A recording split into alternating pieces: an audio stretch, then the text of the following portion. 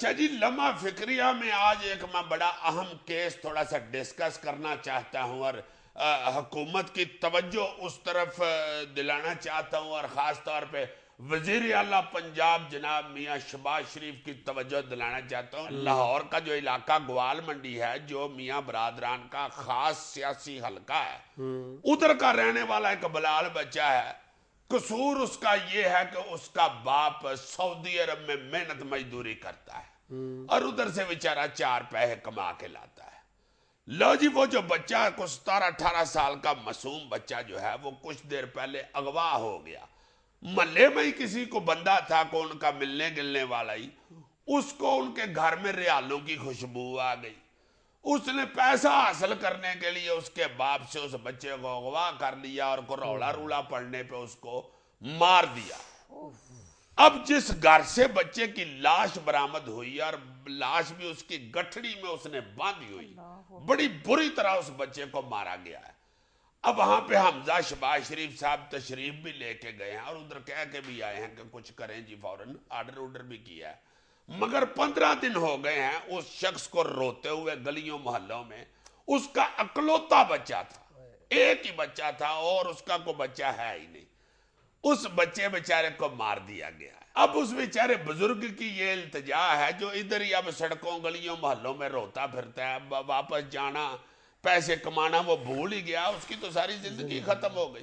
وہ صرف یہ التجا کرتا پھرتا ہے کہ خدا کے واسطے مجھے انصاف دلا دے بس۔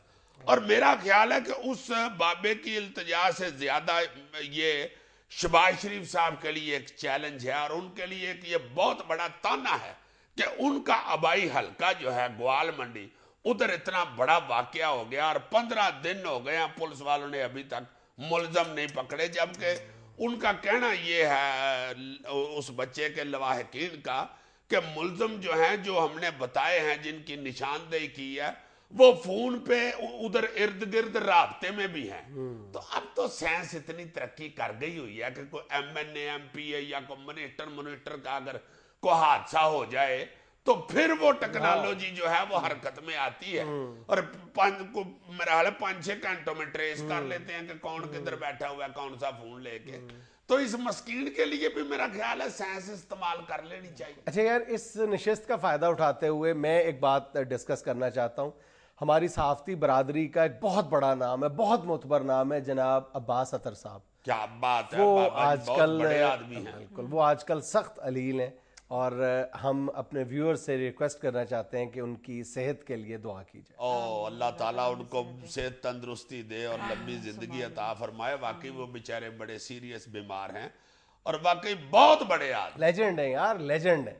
اور جن لوگوں نے نیوز رومز میں کام کیا ہوا ہے، ان کے لیے عباس اطہر صاحب سے بڑا استاد کوئی نہیں ہے۔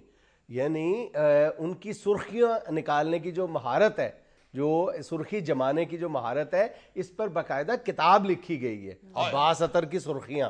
ان سے اچھی سرخی یعنی پاکستان کی صحافتی تاریخ میں کسی کے حصے میں نہیں آئی۔ ہائے ہائے ہائے، یہ مجھے بتا رہا تھا کہ یہ جو اخبار کے اوپر سرخی لگاتے ہیں، یہ اس کا جو صحیح فنکار آدمی ہوا ہے نا، جو سمجھ لو کہ سرخی ایجاد کرنے والا پائی ہے، وہ یہ جو عباس ایک اطہر اور صاحب۔ بعد میں سیاسی نعرے بنے، عباس اطہر صاحب کی جمائی ہوئی سرخیاں جو ہیں بعد میں سیاسی نعروں کی شکل اختیار کر گئی۔ مثلا یہ جو بھٹو صاحب کی بات کہی جاتی ہے کہ ادھر ہم ادھر تم، یہ بھٹو صاحب نے کبھی یہ الفاظ اپنی زبان سے ادا نہیں کیے تھے، یہ عباس اطہر صاحب کی سرخی کا کمال تھا کہ انہوں نے بھٹو مرحوم کی بات کا جو مفہوم تھا وہ اپنی سرخی میں اس طرح سمو دیا کہ وہ ایک سیاسی نعرے کی شکل اختیار کر گیا۔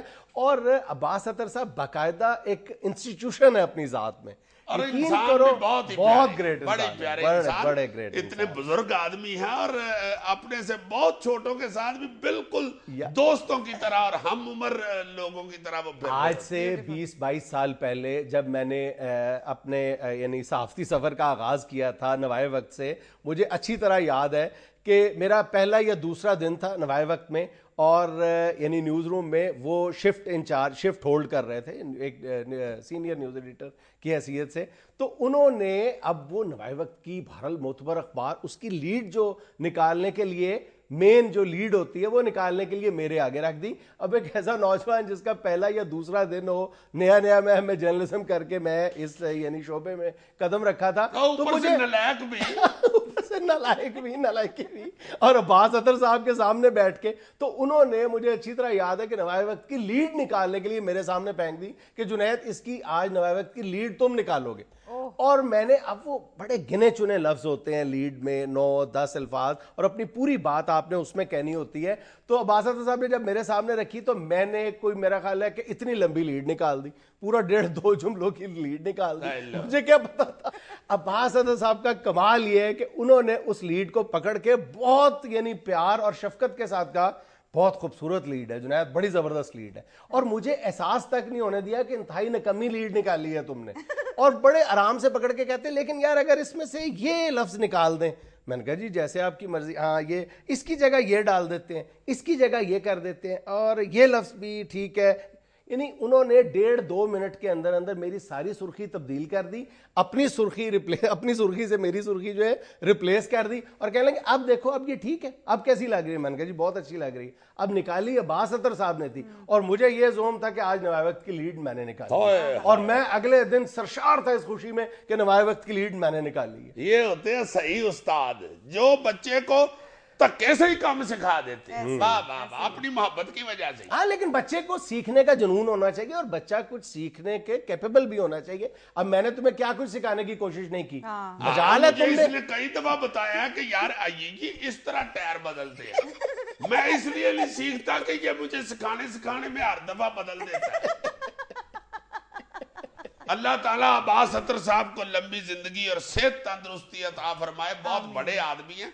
इसके साथ साथ मैं मुन्नू भाई साहब, वो भी एक बहुत बड़ा नाम है और बड़े दरवेश आदमी हैं। बहुत बड़ा नाम, बहुत बड़ा नाम। वाह वाह वाह। यानी मैं तो खुद को इस काबिल भी नहीं समझता कि मुन्नू भाई के बारे में कोई तबसरा कर सकूं, इतना बड़ा नाम। मैं भी, अल्लाह जानता है कि इन बुजुर्गों का, ये जो अब्बास अतर साहब और मुन्नू भाई साहब जैसे लोग हैं, इनका जिक्र वाकई करते हुए डर लगता है। मगर ये शफीक कितने हैं, इतनी मोहब्बत करने वाले हैं कि इनका जिक्र करते हुए मजा भी बड़ा आता है। वो मुन्नू भाई साहब भी आजकल बेचारे बीमार हुए हैं, उनके कूल्हे की हड्डी टूट गई है, बेचारे फिसल गए हैं।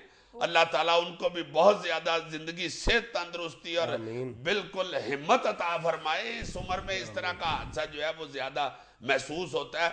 सारे व्यूअर्स से भी दरखास्त है कि अब्बास अतर साहब के लिए भी और मुन्नू भाई साहब के लिए भी, ये दोनों बहुत बड़े हमारे मुल्क के लोग हैं, इनके लिए, इनकी सेहत याबी के लिए दुआ करें जरूर।